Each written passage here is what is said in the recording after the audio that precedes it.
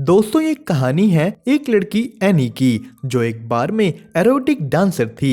Any का काम है बार में आए लोगों को साइड में ले जाकर अपनी सर्विसेज देना। और एक दिन उनके बार में आता है एक रशियन लड़का। अब यहाँ सिर्फ एनी को ही रशियन आती थी, तो उनके बॉस ने कहा कि तुम उसके पास जाओ। एनी को अपना खाना छोड़कर इस लड़के के पास जाना पड़ा। एनी इवान से रशियन में बात करती है। उसने इवान को कहा कि चलो मैं तुम्हें वीआईपी चेंबर में ले चलूं। इवान एनी के साथ अकेले कमरे में जाता है। एनी ने उसके ऊपर चढ़कर डांस किया। इवान एनी से पूछता है कि क्या तुम क्लब से बाहर भी काम करती हो। एनी ने उसे अपना नंबर दे दिया। अगले दिन इवान एनी को मैसेज करता है। एनी इवान के बड़े से घर में पहुंच गई। यहाँ साफ दिख रहा था कि इवान काफी अमीर है। वो दोनों उसके बेडरूम में गए। एनी ने इवान को अपनी सर्विसेज दी। एनी उससे पूछती है कि तुम इतने अमीर कैसे हो, मतलब तुम क्या करते हो। इवान ने मजाक में कहना शुरू कर दिया कि मैं एक बहुत बड़ा गन डीलर हूँ। इवान ने एनी को अपने पिता का नाम बताया, पर एनी उनको नहीं जानती। इवान ने कहा गूगल करो, तो एनी को पता लगता है कि वो एक बहुत ही अमीर आदमी है। एनी ने सब अपनी फ्रेंड को बताया और यही सुनकर उसके एक साथ काम करने वाली उससे चिढ़ गई। एनी फिर से अगले दिन इवान के घर जाती है। उसने इवान के सामने डांस किया। वो दोनों फिर से सब कुछ करते हैं। इवान ने एनी को कहा कि मैं एक न्यू ईयर पार्टी ऑर्गेनाइज कर रहा हूँ, तुम भी आ सकती हो, बहुत मजा आएगा। एनी अपनी एक दोस्त को लेकर पार्टी में पहुंच गई। यहाँ वो इवान से मिलती है, डांस करती है। तो पार्टी में उनके साथ साथ दो और लोग थे। इसी के साथ न्यू ईयर हुआ। इवान एनी को लेकर ऊपर कमरे में चला जाता है। वो दोनों सब कुछ करने के बाद सो गए। उनकी आंख अगले दिन सीधा शाम को खुलती है। इवान ने एनी से पूछा कि क्या तुम मेरे साथ कुछ और भी कर सकती हो। एनी पूछती है और क्या करना है। इवान ने कहा एक हफ्ते के लिए मेरी गर्लफ्रेंड बन जाओ, मेरे साथ घूमो फिरो। एनी कहती है इसके पैसे लगेंगे। उन दोनों ने एक डील फाइनल की। एनी अपने काम से छुट्टी ले अपना बैग पैक करती है। उसे लेने इवान की गाड़ी आई हुई थी। वो दोनों एक हफ्ते के लिए साथ रहने लगे। इवान एनी को अपने दोस्तों से मिलाता है। वो सभी साथ में हैंग आउट करने लगे। इवान एनी से पूछता है तुम खुश हो ना। एनी ने कहा हाँ बहुत। तो अगले दिन वो सभी दोस्त प्लेन से लॉस वेगस पहुंच गए। यहाँ वो भर भर के पार्टीज करते हैं, जुआ खेलते हैं, नशे करते हैं। इवान खुलकर पैसे उड़ा रहा था और इसी के साथ उनका एक हफ्ता निकल गया। एनी कहती है हमें ये फिर कभी दोबारा करना चाहिए, जिस पे इवान ने कहा हाँ, पर मुझे अब मेरे पिता की कंपनी में काम करने के लिए रशिया जाना होगा। वो कहता है कि पर अगर मेरी किसी अमेरिकन से शादी हो जाए तो मैं यहीं रह सकता हूँ। एनी पूछती है फिर तुम किससे शादी करोगे। इवान कहता है मैं तुमसे कर लेता हूँ। एनी को ये बात बस एक मजाक लगी। इवान कहता है मैं मजाक नहीं कर रहा, मैं सीरियस हूँ। वो एनी से पूछता है कि क्या तुम मुझसे शादी करोगी, मुझे तुम्हारे साथ रहकर बहुत अच्छा लगा था। एनी मान गई। वो दोनों उसी रात जाकर एक दूसरे से शादी कर लेते हैं। इवान अमेरिकन बन गया। एनी अपने बार वाले काम को छोड़ देती है। सब लोग उसके लिए खुश थे सिवाय इस एक लड़की के। तो इवान एनी को एक महंगी डायमंड रिंग दिलाता है। वो दोनों मैरिड कपल्स की तरह रहने लग गए और बिना किसी देरी के ही इवान की शादी वाली बात उसके घर तक पहुंच गई। इवान का केयर टेकर टोरस उसके घर वालों को कहता है कि नहीं ऐसा नहीं है, अभी थोड़े दिन पहले ही मैं उसके साथ था, उसकी शादी नहीं हुई है। टोरस ने उसी वक्त अपने साथी गार्निक को इवान के पास भेजा कि जाकर पता करके आओ कि ये क्या चल रहा है। तो यही इवान अपना फोन नहीं उठा रहा था। एनी पूछती है कि तुमने अपने घर में हमारे बारे बताया है ना। इवान कहता है हाँ हाँ, बस मेरे घर वाले थोड़े ऐसे से ही हैं। इवान यहाँ बात को बदल देता है, पर गार्निक एक लड़के ईगर को लेकर यहाँ आ चुका था। वो उसे समझाता है कि चाहे कुछ भी हो जाए तुम इवान को नहीं छुओगे। वो दोनों इवान के घर पहुंचे, पर इवान दरवाजा नहीं खोलता।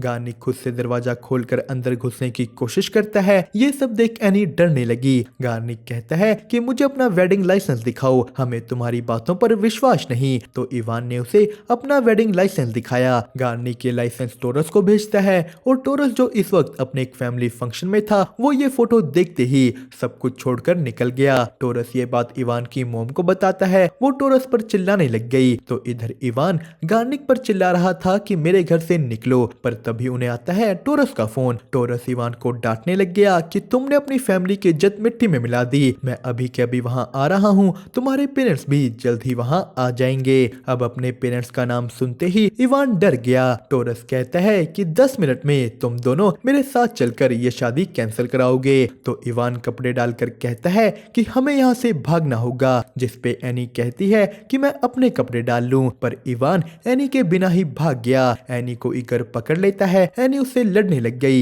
ईगर को एनी को जबरदस्ती पकड़कर रखना पड़ रहा था। वो आराम से मान ही नहीं रही थी। ईगर एनी के हाथ बांध देता है तो गार्निक ने आकर कहा कि तुम ये क्या कर रहे हो, उससे दूर हटो। तो जैसे ही ईगर उससे दूर हटता है, एनी भागने की कोशिश करने लगी। वो ईगर को अपने दांतों से काटकर गार्निक की नाक तोड़ देती है। अब उन्हें मजबूरी में उसे पकड़कर ही रखना पड़ा। थोड़ी देर बाद यहाँ टोरस आता है। जब उसने ये सीन देखा तो वो भी चौंक गया। टोरस कहता है कि तुम इसे ऐसे पकड़कर क्यों बैठे हो, इसे साइड में बिठाओ, इसके हाथ खोलो, ये छोटी सी लड़की है। पर गार्निक ने कहा कि नहीं, इसे मत खोलना। तो टोरस एनी के फोन से इवान को फोन करता है, पर इवान ने उसका फोन नहीं उठाया। एनी कहती है कि देखो, मुझे नहीं पता यहाँ क्या चल रहा है, पर मैं इवान को डाइवोर्स नहीं दे रही। जिस पे टोरस कहता है कि तुम इस लड़के को नहीं जानती, ये शादी असली नहीं है, तुम उसे डाइवोर्स दोगी। टोरस एनी की रिंग उतरवा देता है। एनी जोर जोर से चिल्लाने लगी। वो लोग उसे कहते हैं कि प्लीज चुप हो जाओ। उन्हें आखिर में आकर उसका मुंह ही बांधना पड़ा। वो लोग कहते हैं कि अगर तुम चुप रहोगी, शांत रहोगी, हम तुम्हें खोल देंगे। टोरस कहता है कि मैं तुम्हें डाइवोर्स के बाद $10,000 तक दिलवा दूंगा, बस तुम हमारी बात मान लो। एनी ने कहा कि मैं एक बार पहले इवान से बात करना चाहती हूँ। वो चारों जने इवान को ढूंढने निकल गए। ईगर एनी से पहले के लिए माफी मांगने की कोशिश करता है, पर एनी उसकी नहीं सुनती। वो सभी लोग इवान के दोस्तों की दुकान पर गए। एनी ने कहा इवान को एक बार फोन करो, पर वो लोग फोन करने से मना कर देते हैं। उन्होंने कहा चुपचाप यहाँ से बाहर निकलो, जिस पे ईगर को उन्हें डराना पड़ा। वो डर कर इवान को फोन करते हैं, पर इवान फोन नहीं उठाता। वो लोग उसके अगले दोस्त के पास गए, पर इवान ने इसका भी फोन नहीं उठाया। तो टोरस इवान की फोटो लोगों को दिखाकर उसके बारे पूछना शुरू कर देता है, पर इससे भी उन्हें कुछ पता नहीं लगा। वो लोग वापस अपनी कार की ओर निकल गए। रास्ते में जाते हुए ईगर एनी को स्कार्फ देता है कि अपने आप को ढक लो। तो एनी स्कार्फ देखकर गुस्सा हो गई, पर ठंड से बचने के लिए उसे स्कार्फ लेना पड़ा। यहीं आगे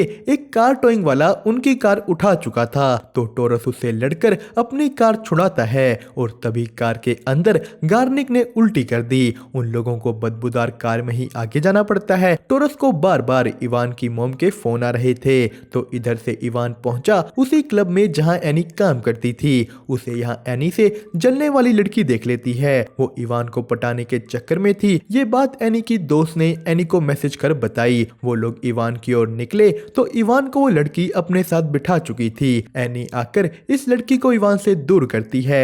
उसने इवान से पूछा कि तुम मुझे अकेला क्यों छोड़ आए थे। तो इवान पूरे नशे में है, उसे कुछ समझ नहीं आ रहा।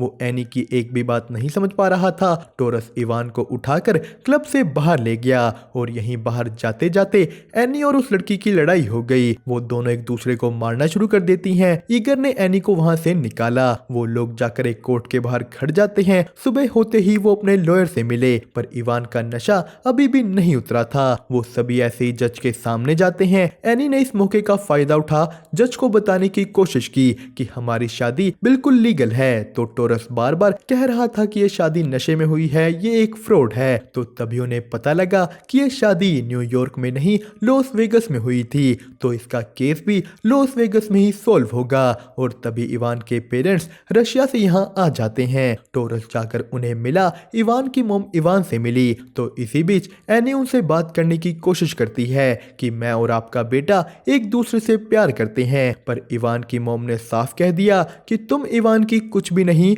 और ना ही वो तुमसे प्यार करता है। वो सभी तभी के तभी वहां से लॉस वेगस के लिए निकल गए। इवान एनी की बात का जवाब तक नहीं दे रहा था। वो बस अपनी माँ के हिसाब से ही चल रहा है। एनी ये बात जानकर पूरी तरह टूट जाती है कि इवान भी उसे डिवोर्स ही देना चाहता है, और ये सब चीजें पीछे खड़ा ईगर देख रहा था। एनी इवान की मॉम को कहती है कि अब अगर ये डिवोर्स हो ही रहा है तो मैं भी तुम्हारी आधी प्रॉपर्टी अपने साथ लेकर ही जाऊंगी। जिस पे एनी की मॉम ने कहा कि ऐसा करने का सोचना भी मत, वरना जो भी अभी तुम्हारे पास है तुम उससे भी हाथ धो बैठोगी। एनी को मजबूरी में प्लेन में बैठना पड़ा। यहाँ इवान के पेरेंट्स उसको डांटना शुरू कर देते हैं, जिस पे इवान कहने लगा कि तो क्या हो गया अगर मैंने एक एस्कॉर्ट के साथ थोड़ा टाइम बिता लिया, इसमें क्या बड़ी बात है। अब ये सुनकर एनी भी उसे गालियां निकालना शुरू कर देती है। ईगर ने एनी को पीने के लिए पानी दिया। वो लोग लॉस वेगस पहुंच गए। अब एनी बिल्कुल शांत थी, क्योंकि उसे इवान से कोई उम्मीद नहीं। यहाँ उन दोनों की शादी को इलीगल कहकर खत्म कर दिया जाता है। तो बीच में ही ईगर बोला कि ठीक होगा अगर इवान एक बार एनी से माफी मांग ले, पर इवान की मोम ने साफ मना कर दिया, जिसपे एनी भी गुस्सा होकर बोलने लगी। वो एनी की माँ के कपड़े उसके मुंह पर फेंकना शुरू कर देती है। ईगर एनी को लेकर यहाँ से निकल गया और कहीं ना कहीं उसे एनी के लिए बुरा भी लग रहा था, पर एनी उससे नफरत करती थी। तो यहीं उसे पता लगता है कि कल ईगर का बर्थडे था, पर उसका सारा दिन इन सब में निकल गया। ईगर कहता है कि मुझे तुम्हारा अनोरा नाम, जो एनी का असली नाम था, वो ज्यादा अच्छा लगता है। पर अनोरा बोली कि तुम्हारा ईगर तो बेकार ही है, प्लीज चुप हो जाओ। तो ईगर अनोरा को अनोरा नाम का मतलब बताता है। उसने कहा कि अच्छा है कि तुम उस परिवार का हिस्सा नहीं हो, जिसपे अनोरा ने फिर उसको चुप रहने को कहा। ईगर कहता है कि मैं बस तुम्हारा सपोर्ट कर रहा था। तो अनोरा कहती है सपोर्ट? तुम मुझे असोल्ट कर रहे थे, तुमने सारा टाइम मुझे पकड़ कर रखा। ईगर कहता है कि मैंने तुम्हें असोल्ट नहीं किया, ये सब इसलिए हुआ क्योंकि तुम बहुत ज्यादा पागल हो। पर अनोरा ने कहा कि अगर गार्निक वहां ना होता तो तुम मेरे साथ और बुरा करते, तुम्हारी आंखों में ही दिखता है। ईगर ने कहा नहीं, मैं तुम्हारे साथ कभी कुछ गलत ना करता। यहाँ आज के दिन वो इवान के घर रहेंगे और अगले दिन ईगर अनोरा को उसके घर छोड़ कर आएगा। वो दोनों अनोरा के घर पहुंच गए तो अनोरा के उतरने से पहले ईगर ने उसे उसकी रिंग दी। ये रिंग उसने संभाल कर रखी हुई थी। वो जाकर अनोरा का सामान अंदर रख कर आता है, पर अनोरा कार से नहीं उतरती। वो ईगर के आते ही अपनी जैकेट उतारती है। अनोरा ईगर के ऊपर चढ़ गई। वो उसके साथ सब कुछ करना शुरू कर देती है, पर जब ईगर उसे किस करने आगे बढ़ा, अनोरा ने उसे मारना शुरू कर दिया। वो यहीं उसके ऊपर ही फूट फूट कर रोने लगी। और दोस्तों, इसी के साथ ये मूवी हुई यहीं पर खत्म। आपको इसकी कहानी कैसी लगी हमें कमेंट करके जरूर बताइएगा। साथ ही साथ वीडियो को लाइक और चैनल को सब्सक्राइब करना मत भूलना।